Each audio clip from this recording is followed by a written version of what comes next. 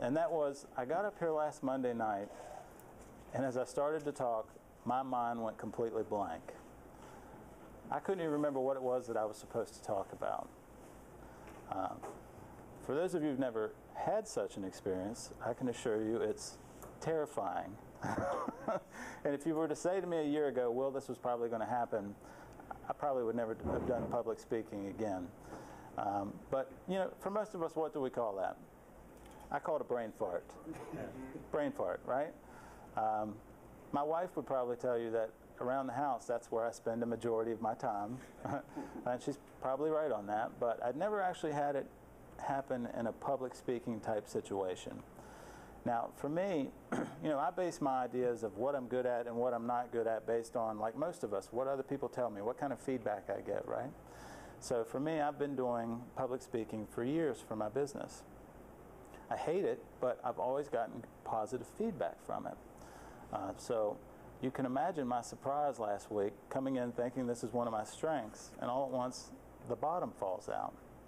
Now for me, whenever, I don't know about you guys, but when I drop the ball, when I fumble the ball, when I mess up, I go through a series of phases as I work through this, right? The first phase is probably one that I would refer to as the oh crap phase, right?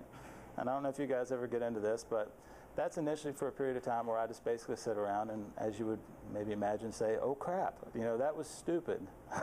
And from there, I'll kind of work through that, and then I'll move into the second phase for me, which typically is the you suck phase, right? Now, I don't know if any of you guys ever go into the you suck phase, but it starts out with me sitting around, as you would imagine, saying, Will, you suck, right? And from that, I move into, you know, various other directions of, well, this was clearly this person's fault, or it was this circumstances, right? I start to try and rationalize all these things. Now, neither one of these are in any way biblically based, and I would not recommend them in any way, shape, or form. There's just no good there whatsoever. However, eventually, when I got over myself, I got around to the third phase, which is, God, what do you want me to learn from this experience? Now, for me right now, I'm trying to work to the point to where I can just completely bypass those first two phases and get right to the third one, which is, God, what do you want me to learn from this? But obviously I'm not quite there yet. But when I actually did get down and start praying about it and thinking about it and asking God, what do you want me to learn from this experience? I was actually kind of surprised with what I came away with. And as I started praying about it and thinking about it, last Monday wasn't a typical Monday for me. You know, I did the normal amount of preparation time, but when it came to lunchtime, where usually I would spend that time going over the questions with Dave and then spending time with God, getting my heart right with God and just praying with God and talking with God.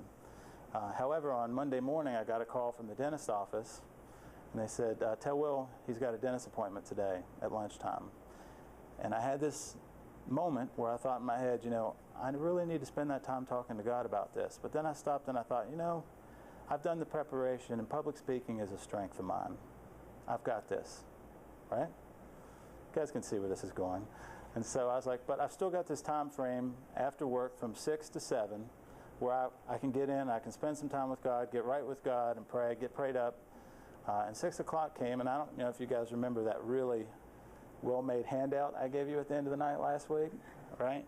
So from 6 till 7, I spent wrestling with the computer and the printer trying to figure out how to make that handout. And there was a moment there where I can remember thinking, well, you need to just drop this handout thing, get down on your knees and spend some time with God and pray and get ready for tonight. But I also can remember my response, which was, I've spent my usual, you know, usually it's 5 to 7 hours, my 5 to 7 hours getting ready for coming in here and talking. I can do this. Public speaking is one of my strengths, right? And the rest is history. I came in, the bottom fell out. Okay? So what I learned from that, what I walked away from that is, and it's a lesson that I've been having a conversation with a lot of guys in this room here recently, which is, what I'm learning is, with my relationship with God, a lot of times the things that I perceive to be my strengths, in the end, turn out to be my biggest weakness. And to put it another way, in my relationship with God, a lot of times the things that I perceive to be my strengths are the very areas where I find myself stumbling. And the reason is, those are the areas that I don't check.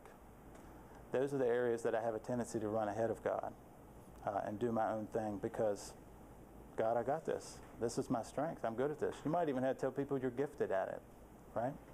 Another example of this I can remember was the very first week, about 2 years ago, that a guy accepted Christ with me, right? A guy stepped across the line with me. And it just so happened that that very same week, 2 other guys did the exact same thing. Now all of a sudden, I think I've got a gift from God, right? Clearly, evangelism is my thing. I'm really, really good at this. So you guys can see where this is going. So the following week, I come to encounters. A guy sits down at my table, and he's not a Christ follower, but I don't know him. I don't have any kind of relationship with him whatsoever. So at the end of the night, I just assume, well, you know, I'm going to lead this guy to Christ because I'm good at this. So I take him to a back room. He doesn't even know me. Take him to a back room and tell him he needs to come to Christ. After a long, awkward moment between the two of us, he left, and I got to call and apologize to him. And since then, he's never been back to Blue Ridge. Now, the lesson that I learned on that particular night was, whenever I sat down and went through the initial phases, you know, the oh crap, you suck phases, and got to the, God, what do you want me to learn from this? What he told me was, or what I got from that was, Will, before you talk to other people about me, you need to talk to me about those people. And it's completely changed the way that I handle environments like this. Even when I sit at a table with guys, especially guys that I don't know for the first time, I'm praying at the same time I'm listening to them talk, asking God, God, you take control of this conversation because I'm probably going to screw this up. So what about you guys? Do you ever find yourselves running ahead of God? Do you ever find yourselves talking to people about God before you talk to God about those people? Or do you ever find yourself making decisions for yourself, for your family, without including God in on those decisions? Do you ever find out that the areas that you thought were your strengths are the very areas that you're stumbling in your relationship with God? Now what I want to do is just read a list of qualities here, okay? Now first of all, listen to this list of qualities. And think of yourself as a man, right?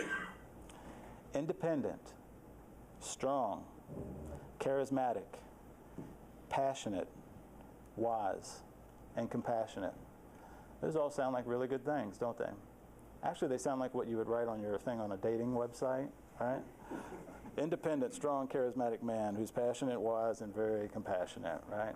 Just to trying to get the girls to respond to you. However, these all look like really good things, but these are all conversations, I would say, within the last month that I've had with different guys where they possess these qualities, but they were actually getting in the way of the will of God. And I just want to kind of roll through those and let you kind of just get a different perspective on what this looks like. Independent. Now this may be great in your life. This may have helped you to get through life, form a good business, you know, help you to be constructive and get things done in your life. However, when it comes to your relationship with God, independence, sometimes I've noticed that people who are independent, myself included, have trouble submitting to others, sometimes even have trouble submitting to God, don't take correction well, right? Who are you to tell me that I'm not doing something correct, even though we know it's biblically sound, right? Or we find ourselves trying to control our surroundings because God isn't moving as quickly as we want him to, or moving things in the direction that we want him to. Independence. It's a great thing, but it can get in the way of your relationship with God. It can actually be your biggest weakness. This is one of my deals. You know, to be a strong man. I grew up in West Virginia where if you weren't, you know, an alpha male, you got beat up in the parking lot after school. So, you know, suck it up, be a man's man. However, the problem with this, one of the ways that this can get you into trouble, it's great to have that strength. It's great to have that conviction in God, but one of the things it's done for me is whenever I'm in a bad place, whenever I'm struggling, I don't like to ask for help because strong guys don't ask for help, right? So one of my greatest strengths can turn out to be my greatest weakness. Charismatic. Maybe you're good with people. Maybe you often find yourself in the spotlight and you're okay with it. But it's also really easy for you to, in very subtle ways, to use those opportunities to glorify yourself.